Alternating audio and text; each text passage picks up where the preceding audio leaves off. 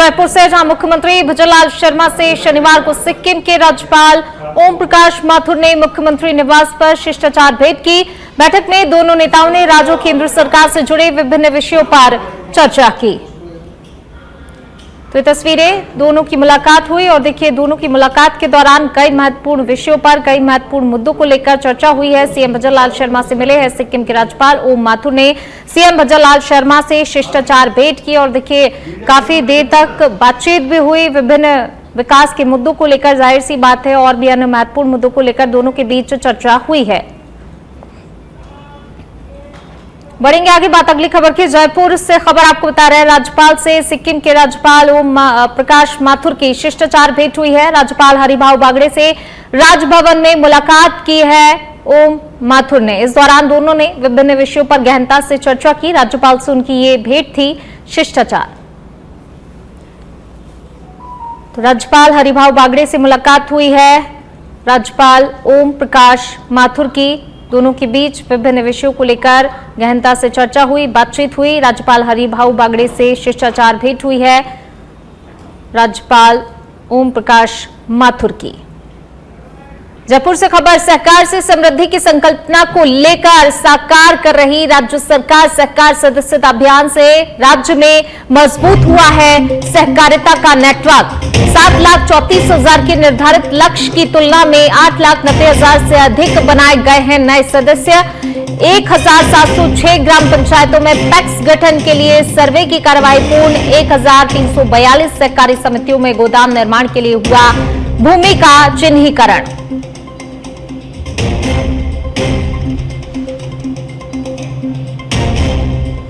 1,342 सहकार समितियों में गोदाम निर्माण के लिए भूमि का चिन्हीकरण हुआ है। सहकार से समृद्धि की संकल्पना को साकार कर रही है राज्य सरकार। सहकार सदस्यता अभियान से राज्य में मजबूत हुआ है सहकारिता का नेटवर्क। 7,34,000 के निर्धारित लक्ष्य की तुलना में 8,90,000 से अधिक बनाए गए हैं नए सदस्य। 1,706 ग्राम पंचायतों में पैक्स गठन के लिए सर्वे की कार्यवाही पूर्ण की गई है। 1,342 सहकारी समितियों में गोदाम निर्माण के लिए भूमि का चिन्हीकरण किया गया है। सहकार से समृद्धि की संकल्पना को राज्य सरकार साकार कर रही है। बढ़ेंगे आगे बात अगली खबर की। खबर खाटू नगरी से है, जहां विश्व प्रसिद्ध बाबा श्याम जन्मोत्सव के मौके पर श्रद्धा और भक्ति का सैलाब उमड़ पड़ा है। देश भर में लाखों श्रद्धालु जयकारों और भजन कीर्तन के साथ बाबा श्याम के दर्शन के लिए पहुंच रहे हैं। रिंगस से लेकर खाटू धाम तक करीब 17 किलोमीटर लंबा रास्ता श्याम भक्तों से भरा हुआ है। मंदिर परिसर और पूरा कस्बा रोशनी, फूल और झांकियों से सजा हुआ है। जैसे ही रात ढली, आतिशबाजी और श्याम नाम के जयघोष से पूरा आसमान गूंज उठा। सुरक्षा के लिए प्रशासन ने खाटू धाम को नो व्हीकल जोन घोषित किया है। वीआईपी दर्शन बंद कर दिए गए हैं ताकि आम श्रद्धालुओं को सुविधा मिले। करीब 2,600 सुरक्षा कर्मी, जिनमें पुलिस, होमगार्ड और निजी गार्ड शामिल हैं, तैनात किए गए हैं। 230 सीसीटीवी कैमरे और 2 ड्रोन कैमरे से निगरानी की जा रही है। पदयात्रियों के लिए 17 किलोमीटर मार्ग पर विशेष व्यवस्थाएं की गई हैं। भीड़ नियंत्रण, सफाई, चिकित्सा और पेयजल की सुविधाओं पर प्रशासन ने विशेष ध्यान दिया है। मंदिर कमेटी ने बताया कि इस बार बाबा श्याम का श्रृंगार यूरोपीय फूलों और रत्न जड़ित सोने के मुकुट से किया गया है। आज विशेष अवसर पर 56 भोग और 101 किलो का केक बाबा को अर्पित किया गया। प्रशासन के अनुसार 3 दिनों में लगभग 15 लाख श्रद्धालु के खाटू धाम पहुंचने की संभावना है। हरिवास से आए हैं बाबा श्याम के दर्शन के लिए। बहुत अच्छा लग रहा है, बहुत अच्छा व्यवस्था है, आगे बहुत ही बढ़िया है, बहुत अच्छा है। बाबा का दरबार यहाँ पर बहुत अच्छी तरह सजाया हुआ है। बाबा का बर्थडे है आज, बहुत बढ़िया, बहुत ही सुहानी है। इसकी दूसरी बरसते बहुत अच्छा है। देखिए, बच्चे तो जन्मदिन मनाते ही है, आज बाबा का जन्मदिन है। सबसे खुशी की बात तो ये है, ये हम सबके बाबा हैं, हमको बड़ा प्यार देते हैं, इसमें देते हैं। साल में आज का ये दिन मिला है, ये हमारे लिए बहुत खुश नसीब वाला दिन है। हम मस्ती में मस्त हैं, भजन गा रहे हैं, बाबा के रंग में समाये हुए हैं। यहाँ की फूलों की महक, बाबा की भक्ति का आशीर्वाद हम सबको मिल रहे हैं। सब भक्त बहुत उत्साहित है। बाबा श्याम का दरबार पूरी तरह से सज चुका है क्योंकि आज एकादशी है। एकादशी वो दिन है जो पूरे विश्व में बाबा श्याम का पाठोत्सव यानी कि जन्म दिवस की तरफ से मनाने वाला त्योहार। इस दिन देश विदेश से बाबा श्याम के भक्त आते हैं और बाबा की जयकारा लगाते हैं। ऐसा कहा जाता है कि इस दिन बाबा श्याम के दीदार होना काफी पुण्य माना जाता है। आप देख पा रहे हो कि यहाँ की मंदिर कमेटी सहित तमाम जो व्यवस्था करने की जिनको जिम्मेदारी है उन्होंने बेहतरीन व्यवस्था की है। देश के कोने कोने से भक्त आए हैं, कुल 14 नायलों में दर्शन हो रहे हैं। आपको इस बार ये भी बता दें कि पूरी थीम को जन्मदिन यानी कि गुब्बारे लगा दिए गए हैं, केक काटे गए हैं, आतिशबाजी हुई है। ये तमाम नजारा आप बाबा श्याम की नगरी में देख पा रहे हो। आपको ये भी बता दें कि इस बार सुरक्षा को लेकर कड़े प्रबंध किए गए हैं। सिक्योरिटी व्यवस्था को पहले से ज्यादा दुरुस्त किया गया है, मेडिकल टीम लगाई गई है, वही पार्किंग व्यवस्था है अलग अलग लोकेशन पर बनाई गई है। जहां तक जयपुर रिंगर्स की बात आए तो 52 बीघा पार्किंग को दुरुस्त किया गया है। वही चारण गेट की तरफ से जिगजैग बनाकर रास्ते को दुरुस्त किया गया है। अगर आप सीकर की तरफ से आ रहे हो तो लामिया सीतारामपुरा रास्ता को चुना है और वहां पर रुलानिया कच्छु कारण की तरफ से आपको डाइवर्ट किया गया है।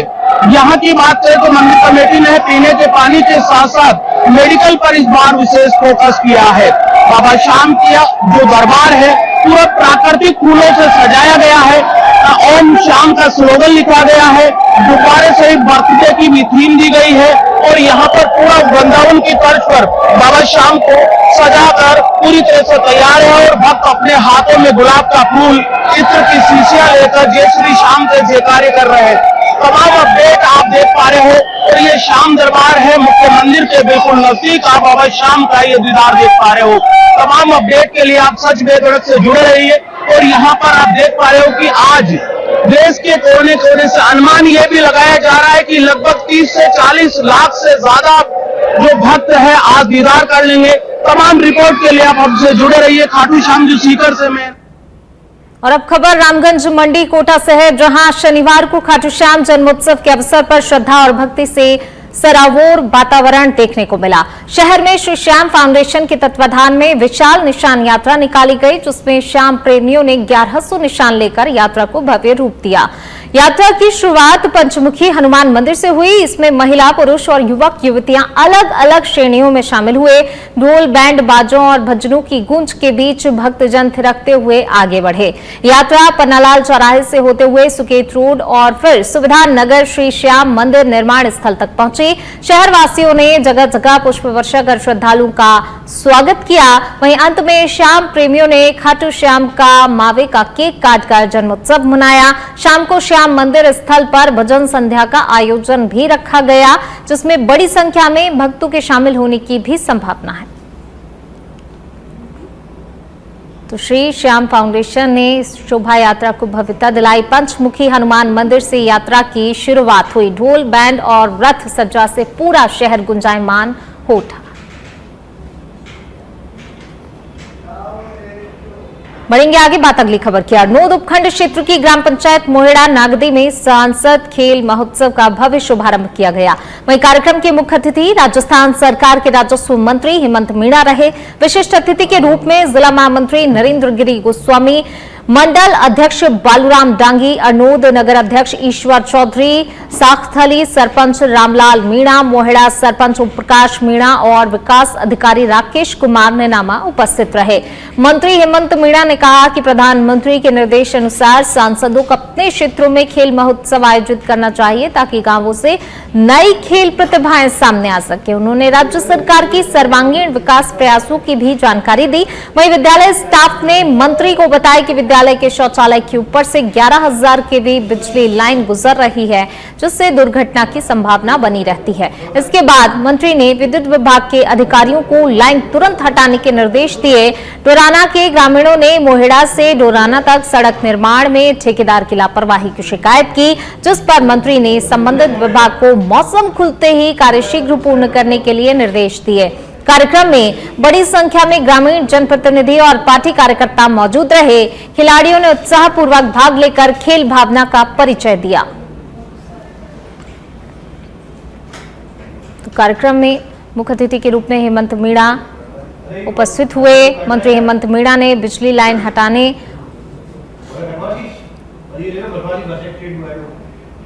जोधपुर के मंडोर कृषि उपज मंडी में पुलिस कमिश्नर ओम प्रकाश के निर्देश अनुसार सीएसटी टीम ने नकली घी के कारोबार का भंडाफोड़ कर दिया। ये कार्रवाई मंडी के ब्लॉक S11 में स्थित अक्षर ट्रेडिंग कंपनी में की गई। कार्रवाई के दौरान पुलिस और टीम ने मौके पर विभिन्न सैंपल लिए और जांच प्रक्रिया शुरू की। इस दौरान मिक्स घी के विभिन्न ब्रांडों के टीन बरामद किए गए। इसके अलावा टीम ने मौके से खाली कार्टन, ढक्कन सील करने की मशीन, हीटिंग मशीन, घी मिक्स बरामद किए। जांच के लिए कीमा और स्टिकर भी कब्जे में लिए गए हैं। तो अक्षर ट्रेडिंग कंपनी में ये कार्रवाई देखने को मिली है। विभिन्न सैंपल लिए गए हैं और जांच प्रक्रिया फिलहाल जारी है। जांच प्रक्रिया शुरू की गई है। नकली घी के कारोबार का भंडाफोड़ हुआ है। यहां पर कार्रवाई को अंजाम दिया अक्षर ट्रेडिंग कंपनी है जहां पर ये कार्रवाई की गई है। हालांकि देखिए सैंपल लिए गए हैं, जांच के लिए इन्हें भेजा जा रहा है। राजभवन में 1 नवंबर को गठित होने वाले 8 राज्यों आंध्र प्रदेश, छत्तीसगढ़, हरियाणा, कर्नाटक, केरल, मध्य प्रदेश, पंजाब और तमिलनाडु और 5 केंद्र शासित प्रदेशों अंडमान और निकोबार द्वीप, चंडीगढ़, दिल्ली, लक्षद्वीप और पुडुचेरी का स्थापना दिवस मनाया गया। इस अवसर पर 31 अक्टूबर को गठित होने वाले केंद्र शासित प्रदेशों जम्मू और कश्मीर और लद्दाख का स्थापना दिवस भी मनाया गया। राज्यपाल हरिभाव बागड़े ने इस अवसर पर इन राज्यों के राजस्थान में निवास करने वाले लोगों को बधाई और शुभकामनाएं दी। उन्होंने राज्यों के इतिहास और संस्कृति की चर्चा करते हुए कहा कि राज्य स्थापना दिवस देश की सांस्कृतिक विविधता और परंपराओं का आलोक है। उन्होंने कहा कि विविधता में एकता से जुड़े हमारे राज्य एक भारत श्रेष्ठ भारत का साकार रूप हैं। राज्यपाल ने विभिन्न राज्यों में रह रहे राजस्थानियों को बधाई और शुभकामनाएं दी हैं। 15 राज्यों केंद्र शासित प्रदेश जो हैं, देखिए आज जो स्थापना दिवस मनाया जा रहा है। हालांकि सभी जो राज्य हैं जिनका स्थापना दिवस है वहां पर अपने पारंपरिक कार्यक्रम भी किए जा रहे हैं। बड़ी धूमधाम के साथ स्थापना दिवस को मनाया जा रहा है और इस अवसर पर राज्यपाल ने कहा एक भारत श्रेष्ठ भारत, यानी विभिन्नता होने के बाद भी हम सब एक हैं। चुरू के रतनगढ़ से खबर है जहां जांगीड़ हैंडीक्राफ्ट फैक्ट्री में भीषण आग लगी। रिको दमकल मौके पर पहुंची है। घटना की जानकारी मिलते ही दमकल विभाग की गाड़ी मौके पर पहुंची। दमकल विभाग की गाड़ियों की सहायता से आग पर काबू पाया जा सका।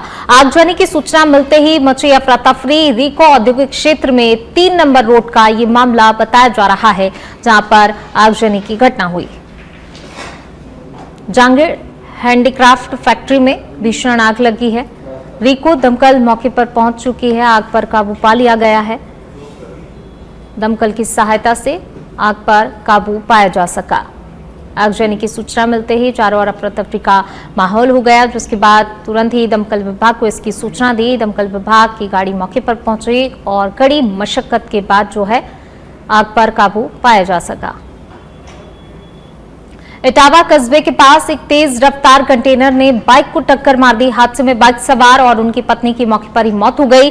दंपति का पुत्र बाइक से दूर उछलकर गिर पड़ा, जिससे वह सुरक्षित बच गया। घायल अक्षित का इटावा अस्पताल में इलाज चल रहा है। सूचना मिलते ही डीएसपी शिवम जोशी और इटावा पुलिस मौके पर पहुंची। शवों को मोर्चे में रखवाया गया। परिजनों के आने पर पोस्टमार्टम किया जाएगा। तो कंटेनर ने बाइक को कुचल दिया। दंपति की मौत हो गई। बच्चा जरूर बाल बाल बच गया है।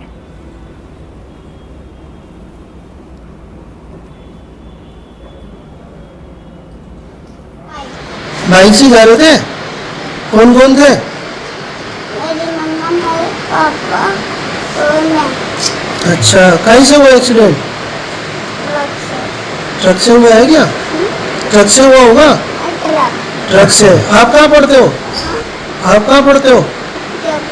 जयपुरी पढ़ते हो? पापा मम्मी वही काम करते हैं? क्या काम करते हैं पापा? मम्मा नहीं करती। नहीं, पापा क्या करते हैं काम? दूल्हे में लटकते। हैं? दूल्हों में लटकते। आईना में लगे।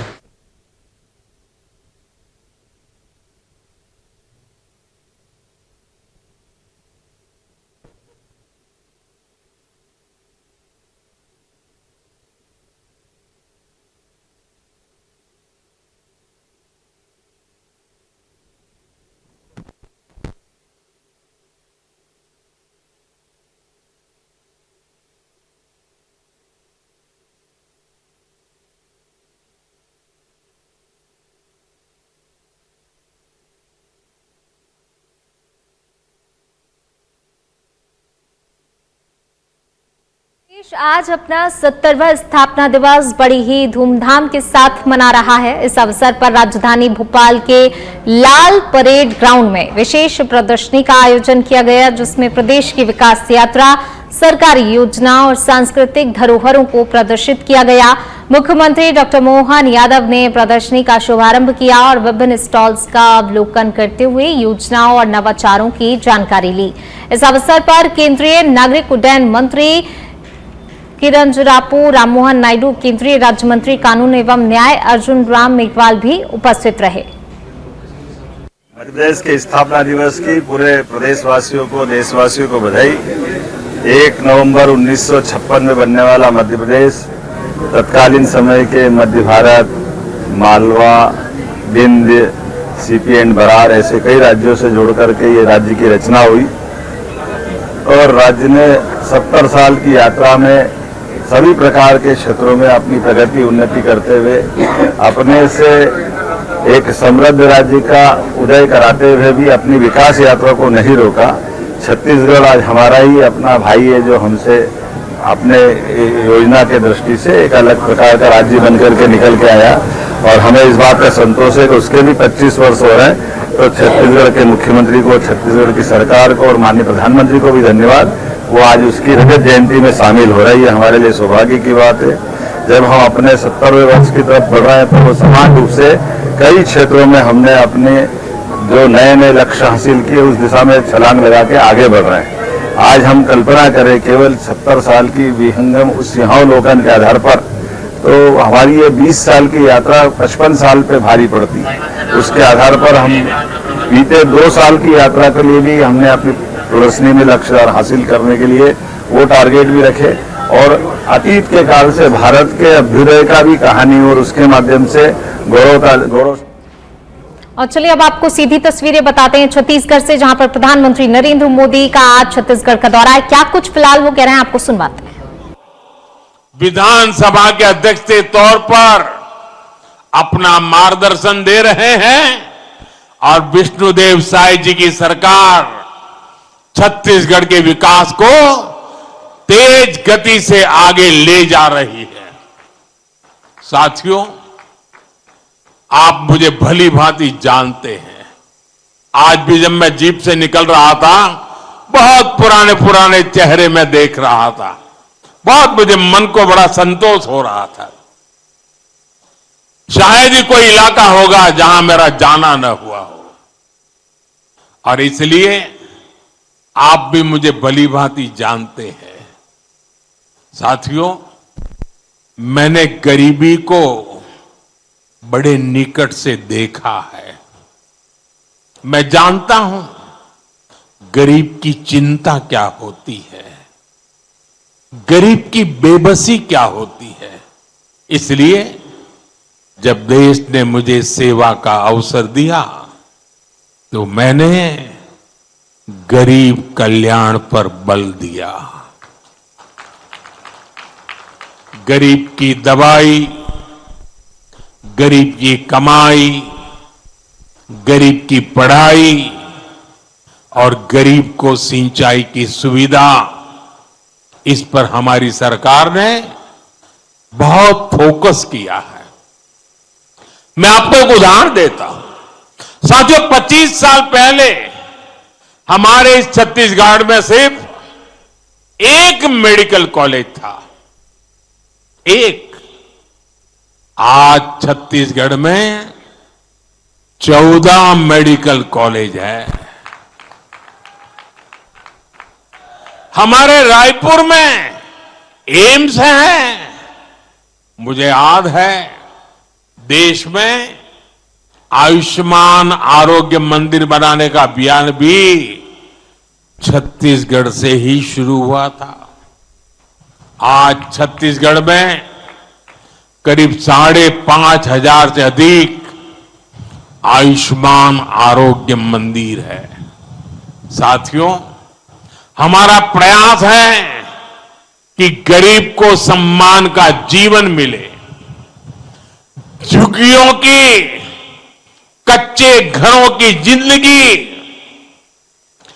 गरीब को और निराश करती है, हताश करती है। गरीबी से लड़ने का हौसला खो बैठता है। इसलिए हमारी सरकार ने हर गरीब को पक्का घर देने का संकल्प लिया है। बीते 11 साल में 4 करोड़ गरीबों को पक्के घर दिए गए हैं। अब हम 3 करोड़ और नए घर बनाने का संकल्प लेकर चल रहे हैं।